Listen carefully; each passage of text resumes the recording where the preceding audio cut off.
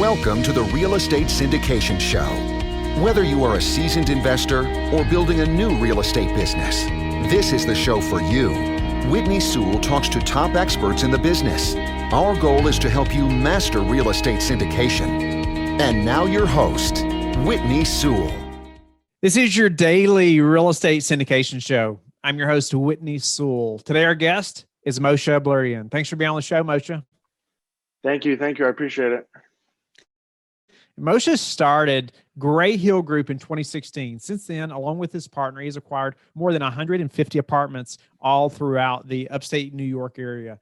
They have also been heavily focused on the industrial market class, acquiring 3 large warehouses within the past year. Moshe, welcome to the show. I'm looking forward to hearing more about your story because I think you're going to be able to help us to learn more about why you love industrial, maybe why you're taking a shift from multifamily because you're very experienced now, I think, in both, and then also I think you can help a lot of our young listeners to get started and maybe encourage them a little bit. But tell us a little more detail about your focus right now, and let's dive into the multifamily versus industrial and why you've made that switch. 100%. I appreciate it, Whitney. So like you said, we first, in the beginning, when I first created GreyHill, we first were focused primarily on the multifamily market. I guess you can say it's a way to get in, right? You start buying duplexes, triplexes, and you just start building up. And from there, like I said, I got lucky a little bit. I got a few breakthroughs, and we purchased a nice sized portfolio, and we kind of built up in specific cities in upstate New York, boots on the ground, built a management company that's still active till today. We still have all of our properties under management. A lot of the deals were syndicated. A lot of deals were purchased in-house. And from there, a lot of experience was gained. A lot of relationships were created. And obviously, the past year or so has been tough. A lot of our deals have suffered, but thank God we've been able to stay active. And within the past year and a half, I kind of just started looking more into the industrial market. My dad always leased rent warehouses as far as I can remember. So I was always kind of involved in the industrial market. I was always curious, but in the beginning, it's just hard to get into it. So as I learned more about it, I just realized the risk factor I feel and the potential per deal is just the way I see it, a lot less. And in regards to multifamily, I think it's a tough market, especially right now where prices are heavily inflated. So the pandemic almost assisted me in my decision to say, hey, listen, like this year, let's try to at least buy some industrial buildings. Multifamily is overpriced. We're still looking in our markets. Once the market opens up, I do believe that we will still buy multifamily. Again, it's our bread and butter. It's everywhere. It's never going to go away. But thank God we've focused heavily on the industrial market, and it's worked out for us because the knowledge that we gained, the understanding of the market, the ability to assess risk in the industrial market has been great, and it's worked out because again, our investors are getting comfortable with it. We're day by day getting more comfortable with it. We're seeing more deals. We're focusing on bigger deals, and the e-commerce is just going crazy. And you see these tenants out there, and you see these warehouses that the prices are just inflating and going. It's just insane what's happening. I think within the next 5 years is going to be another huge boost. And we're focused primarily on secondary and tertiary markets where I think there's still opportunity. And we're focused on partnering with good businesses. It doesn't have to be accredited. And it's been working. Great. No, it's awesome. I appreciate you elaborating there. And I wanted to back up a little bit. I know you mentioned, just like some of the deals have suffered a little bit just through the pandemic. I mean, the pandemic, obviously was unexpected to everyone, right? No one knew that was coming. But could you elaborate on that a little bit and maybe what, how has that helped you to improve moving forward? What have you changed, or maybe a little bit of what happened? And then how does that help you to operate, the next deals even better, or how you're preparing for the next opportunities? 100%. I would say it was a little bit of a slap in the face. You kind of realize that it's not all easy. I don't think there's any investors out there that hasn't suffered through the pandemic. Again, I think except for like industrial and self-storage. But I think that on a multifamily standpoint, obviously a lot of rent has not been paid. I have friends that have suffered a lot more than me that are at risk of losing their buildings, but thank God we're not in that position. At the end of the day, it makes you just work harder to collect more rent, to go out and to work with tenants and to build your relationship with them even more, to know that they have your trust. Our management team had to step up, but listen, at the end of the day, some rent is not getting paid, which is very frustrating. The city is not helping us at all, and we're put in a corner. Our partners are put in a corner. Thank God we're all working towards it, and I hope that we're kind of coming to the end of this craziness. But I would say, obviously, I didn't experience what happened in 2008. I don't think it's anything like that. But I would say that this was a lesson for everybody. Mm-hmm. And I think that everyone's going to learn from this. I think that every management company will be a better management company after the pandemic than they were before. They'll learn more, they'll understand more. It doesn't really get tougher than this in regards to management. When you have buildings that are rent's not getting paid, it's tough to pay taxes, it's tough to pay your bills, and it's tough to pay contractors even. And they understand, everyone understands, everyone's working together to get past it. And hopefully over the next couple of months, it's going to work out. So what about, or is there an example deal you could share with us that you're either working on now or have worked on recently? So I would say on an industrial side, the biggest deal that we've worked on, and I guess you can say it was very much luck, because we just got in right when it came on the market. It wasn't really on the market. We ended up buying a 130,000 square foot space in Connecticut for around $15 a square foot vacant, which is, the numbers just blew up because there was this company that was there for about 100 years. The space is old. It actually came 20,000 square feet office space that's separated from the warehouse, and about 110,000 square feet industrial. We bought it for 1.8. We got 0% financing for a year on 70% LTV. And believe it or not, we already got, because the 20,000 square foot office space is on a main road. Adjacent to it is a BMW dealership. Adjacent to it is a McDonald's. We already got offered just an office space for 1.5 million, and we declined it. So that deal turned out to be a home run. We did it in-house, and it gave me a lot of energy and confidence to be able to kind of like say, like, this is a fantastic deal, and the goal is to fill it up. We already have it on the market, and it's a beautiful space, and it's a classic value add deal. It's not really, again, generally what we look for, because we do look for occupied properties generally. Again, focusing on risk, this is a very risky deal, which is why we did it in-house. I generally don't like to risk partners' money unless they want to, unless they understand the risk associated with this. This we did it fully in-house. But generally, this is not the type of deals that we look for. It's very risky. You know, we have a chance to be vacant for a couple of months, even up to a year. But we declined the $1.5 million offer on it, and that's recouping our entire investment right there. And I believe that the sky is the limit with this deal. Nice. No, that's awesome. Love when you're energized about a deal like that, feel that confident about it. Help us though. I know you pride yourself in being able to like break down the risk. Help us to think through that. How have you really gotten good at breaking down that risk like you talk about? You can use that deal as an example or a different one, but help us to do the same thing. 100%. So I think that with every deal, you can't look at it like as one big picture, because I think that's when you miss things. I think sometimes, and I literally will sit down and basically on my computer write down every single step that I think is going to have to happen to make this deal work, from getting the financing, from leasing out the property. And a great way to kind of make sure you're not making a mistake is really make each step into its own deal, and that step has to work out, and then it could turn out to be 20-30 steps if you really break it down properly. And from there, after a little bit of thinking and some work, you can really specifically focus on, wow, that's where I can really mess up potentially. So how can I resolve that? And what happens if that doesn't work out? And through that, and I learned this from someone who taught it to me, and it's I don't even know how I could assess deals without it, because an underwriting is one thing, but to be able to understand a deal is something else.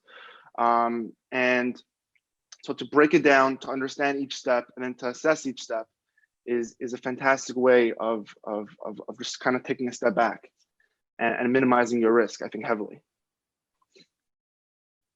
Mentioned like underwriting versus like understanding the deal. Can you give an example of that, or just help the listener now to think through that?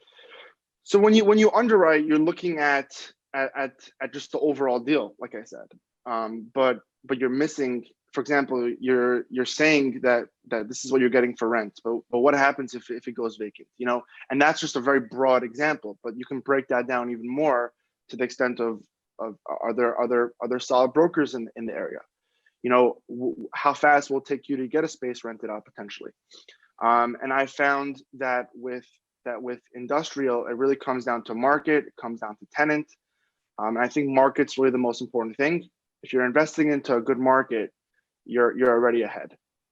And I think that tenant's also very, very important. But if you're investing in a bad market, you have no upside. Real estate's a long-term investment. As you know, like it's not a get-rich-quick game. You got to be in it long-term. I knew that from the beginning.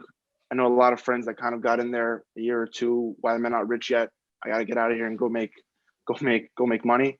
And part of what you got to do is like I said, I think underwriting is important, but that's not the only way to assess a deal. I think that if you're just underwriting a deal and making offers, that's a good way to make an offer, because you got to make an offer quickly. But before you actually commit to the deal, I think there's a whole another level of quote unquote underwriting that has to happen in order for the deal to make sense. No doubt about it. There's a lot more to it than just the numbers. The numbers are so important, right? But Yeah. There's a lot bigger picture, and I appreciate you just bringing that out. You have to look at that deal as a whole, like you mentioned. I think that's great advice. And Moshe, you also just you getting started at a young age. I think let's talk about that a minute, because I think you can add a lot of value to the listeners who are maybe hesitant, or maybe they feel like they're too young, or I've heard all those things myself, even when I started, and there's probably many listening who are younger than I was when I started in real estate as well. But I know you went through that, and I think you can add a lot of value there. Let's jump in there and just tell us how add some value to the listeners who think that maybe they're too young to get started in this business. No, 100%. I graduated college with a bachelor's in finance and a minor in computer science, which I thought was the perfect combination to get the best job possible, which I think it still is in this day and age. And I never got a job out of college. I decided that I wasn't married, and I told myself, listen, if there's a time to take the biggest risk in my life, it's right now. And I told myself, what do I want to do the most? At that point, obviously, you get hooked with Robert Kiyosaki, and you kind of, you just kind of start to finally, like, as a 19-year-old, investing doesn't make any sense. But as you get older, once you start going to your 20s, the investing concept kind of makes more sense. And then I really believe, and this is advice that someone gave me, which I think is where I am today because of it, is that when you're younger, you can take risks. But when you're older, you're able to still take risks, but it's going to be tough when you fail. But when you're a 22-year-old guy and you lose $200,000, your life is not over. If you lose $100,000, your life is not over. You lose a property, your life is not over. You have potential. You have an opportunity to literally just, no one will ask you any questions. But when you're married, you have kids, and you mess up, your wife's going to tell you something, and then you have to make a big life decision from there. So I took that opportunity, and it's really, when you're, again, like I said, when you're married, it's very tough to say, listen, I'm not going to make any money for 2 years, and I don't need money for 2 years. I'm just going to focus on getting experience, learning, partnering with people, and giving them the value. And when you're young, you can take that risk, and it can pay off big time, because it's a small risk to take, but the potential, I think, is through the roof. So for any younger listeners, and I'm getting older now, but for any younger listeners, like, take that risk in the beginning, because as you get older, that opportunity is just not going to be there, and everyone naturally grows up. So I think that's the biggest advice for anybody. I'm not saying go to college, but take risk. That's just the bottom line. For sure. You have to be willing to take risk if you plan to do anything different than anybody else you probably know, right? That are playing it safe and, getting the job that everybody says you should have, and all those things that, we've all heard about often, but still so many, won't step out there. And I couldn't agree with you more. The younger, man, take that risk now. It is so much harder once you're, you have a family and kids and, involved, and I wish even myself, had been much further along before marrying kids, and I could have been if I, like you, had taken a little more risk or had a little guidance. Was there something at that time though for you, somebody or a mentor or somebody that said, hey, Moshe, why don't you try this? Or have you thought about doing this when you get out of college? Or, instead of that, anybody like that helped kind of shape your thought about that during that time?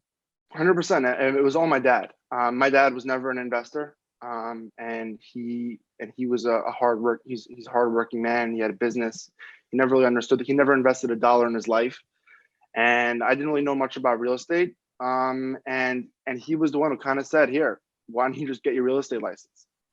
And then the concept of real estate came into my head. And then, like I said, I just in the process of talking to different individuals and just honestly just reading a few books, that opens up your eyes a little bit and says, wow, like this makes a lot of sense, on a long-term basis.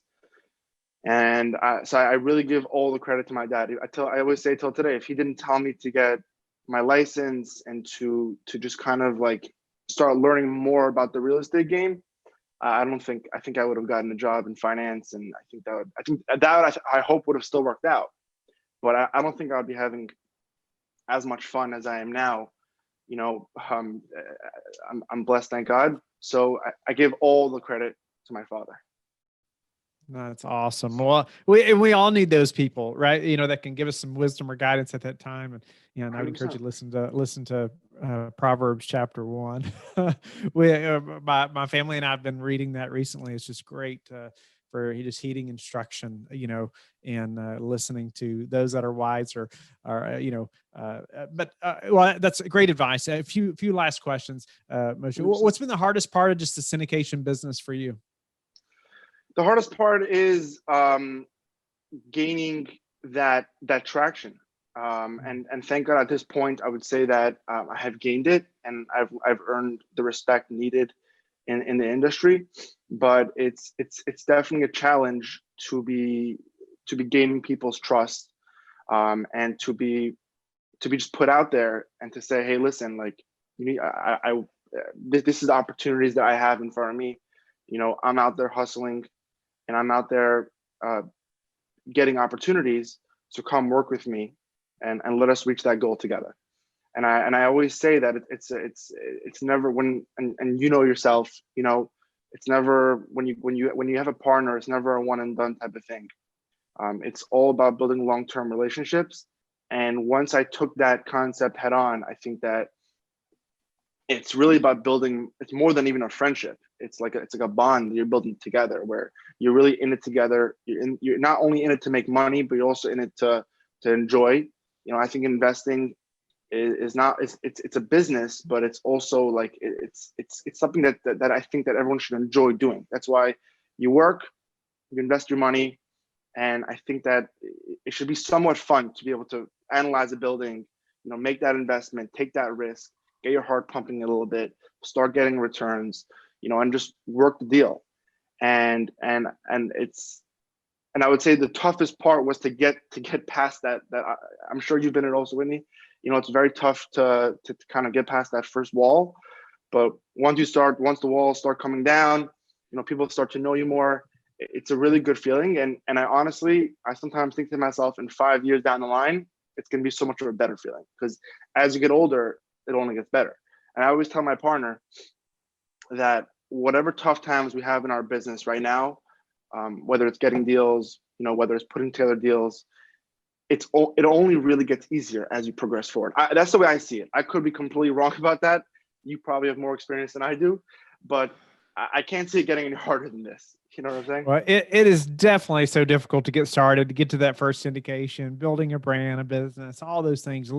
Just the educational component during all that, that has to happen. There's just so much that has to happen getting that first deal done. But oh my goodness, the second deal, so much easier. The third deal, the fourth deal. I mean, it does, and like you said, you finally start to gain some momentum. People know who you are. I mean, whether it's brokers, attorneys, investors, they all know you can close. They all know you have credibility, hopefully, and it does. It gets easier, but everybody had to start somewhere, 100%. and so you just got to jump in. Like you said, you have to be willing to take some risk, but hopefully you have calculated it, just like you've talked about as well. So Moshe, how do you prepare for a downturn? So again, I think it comes, again, I don't think there's any way to really prepare for a downturn. I think it's a tough question to answer. But I would just say is to have all your knots tied. I think that you need to have a solid management company in place. When it comes to industrial, you just have to be smart with your investments. Again, like I said, you have to invest in good markets. I think to predict a crash or to predict a pandemic, it's literally impossible. And any investor that says that they could predict it and they're, oh yeah, we have that risk set up, like we know it's not coming, or we know that that risk is not going to associate with this deal, I think they're just wrong. And so I never tell anybody from my partner or my partners that we work with that I know whether or not something bad is coming that would really hurt our investment. But again, with whatever deal we do, we have the trust from our partners and everyone around us that we're assessing every single type of risk that we can. But a downturn, again, a downturn in regards to a tenant not paying is something that I think could be managed. But a downturn on a different level, I think that it's part of Mother Nature to a certain extent. And you'll run into the fire. But if everything looks safe and then things kind of go south, it's unfortunate when you get hit with a pandemic. But again, obviously, to answer your question to a certain extent, never over leverage, which thank God our debt coverage ratio is, I take pride in it being so high. And on our overall portfolio base, and lenders love it. And it gives us opportunities to get more financing if we need in the future. And it kind of like sets the foundation for our company. So I would say, to answer your question, is over leveraging could put you in a position where right now, for example, during a pandemic, guys who are over leveraged through the roof are suffering. And even our deals where we have private lending, it's been tough. It's been very tough. For sure. Yeah. You definitely don't want to over leverage, or you're going to be hurting in a time like this. No doubt about it. Moshe, what about any daily habits that you are disciplined about that have helped you achieve success? I would say getting up early. Everyone has read Hal Elrod's book. That book was I read it when I was younger, and it was amazing. I haven't taken on all his tips, but I think getting up early and having a good start to your day and kind of putting everything on the table that needs to be done, as well as preparing every Sunday. And this is really from 7 Habits book, where that was a huge point to me, where just kind of like just preparing is really the most important thing to know what you got to do on a weekly basis, to know what you got to do on a daily basis. I don't think you can have any chance of getting anything done without that. There's no way you can get to your office in the morning and then say, okay, fine, what do I got to do now? If you think about it, it doesn't make any sense. So what's your best source for meeting new investors right now? I would say it's word of mouth, people that I trust, because I don't just, again, we focus to we like to create relationships with the smaller investors, but also the big investors, because those are the investors that we feel would really invest with us, and we have like I said, an opportunity to make a huge relationship happen. Even though there are investors that'll start off with investing $50,000 with you, and I know people that they're investing now $1 million. So it's all about the long-term relationship. So I don't just invest with any random person. I think that the same way they're choosing us, we're choosing them even more. And I think that every LP, every partner should understand that when they're assessing a deal, it's not about just choosing the investment. You're choosing the operator, but the operator is also has to make a decision to say it's a real partnership. There's no different. There's a little bit of a difference between obviously a partnership between two partners versus a partnership between an LP and a GP, but it's not that much different. They're giving you your money. You're working together. You each have your own roles. So I think that to get there's nothing that I love more than for a person who's invested with us to say, hey, here's my friend who wants to invest with you guys. And that's, like, to me, the best feeling in the world. For sure. Number one thing that's contributed to your success? I do think it's starting young. I really believe that. I think that was, again, that like mitigated my risk like crazy. I don't know what I would have done if I would have started later. Obviously, I think I would have figured it out, but it's starting young is, I think, the most important thing. You just got to jump in. If it doesn't work out, you'll figure it out. But take risks in the beginning, and just be prepared to not make money in the beginning. And you can get lucky. Be prepared to not make money in the beginning, and slowly things will just progress forward. Just kind of like how we are as humans. Things work out eventually. So I think that's for me. Also, getting married was huge. I think getting married is a huge blessing, and I think that it only brings. My wife is amazing, and she runs a real estate marketing company, which helps me like crazy. But I think once you get married, blessings just blossom from there. Thanks for giving her some credit there. I'm sure she appreciates that. And I couldn't agree more.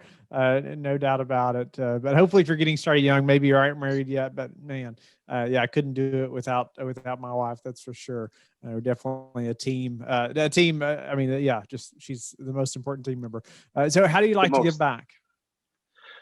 Well, I give back 10% of whatever I make to charity. I think that's important. In my religion, that's kind of like a must. And I really believe, and it's a worldwide concept, irrelevant to religion. But for some reason in this world that we live in, when you give, you weirdly get back. And it's hard. No one could explain it. But I think giving charity is an easy way. Like, you don't have to go into a soup kitchen and give out soup. It's great if you can do that, but an easy way for any business owner or any investor or anybody at all to just easily give back on your computer, and it's so easy because opportunities come left and right, is to always make sure that not only that you're giving back to 10%, but you're also calculating exactly how much you get back. Because I found that when you stay on track of it, and you're actually calculating every little bit of charity, and you actually make it that you make sure it's 10% and not less. I think that it's just for some reason it just works. Everything just works out and just comes back to you. It's amazing. Moshe, grateful for your time today and how you give back, and then just also how you gave back to us today, just in sharing your experience and from multifamily to industrial and why and how to evaluate risk. Or just breaking down the risk, and I appreciate too, just the underwriting versus understanding the entire deal, looking at it as a whole, and then just your encouragement for younger people who want to make it in this business, or in any business really for that matter, that taking that risk is best. Earlier the better, no doubt about it. So Moshe, thank you again. How can listeners get in touch with you and learn more about you? So you can reach us at GreyHillGroup.com. We're on LinkedIn, we're on Instagram. If anybody wants to contact me, my email is mo@GreyHillGroup.com. And we're always looking to make new relationships, multifamily, industrial, or just to say hi and just become friends. Thank you for listening to the Real Estate Syndication Show, brought to you by LifeBridge Capital. LifeBridge Capital works with investors nationwide to invest in real estate, while also donating 50% of its profits to assist parents who are committing to adoption. LifeBridge Capital, making a difference, one investor and one child at a time. Connect online at www.lifebridgecapital.com for free material and videos to further your success.